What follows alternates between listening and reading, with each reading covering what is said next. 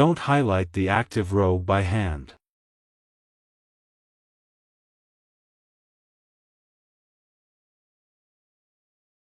Select all the data.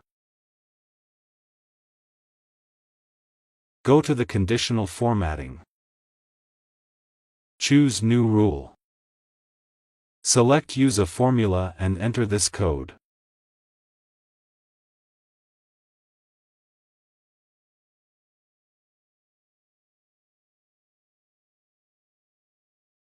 Change format.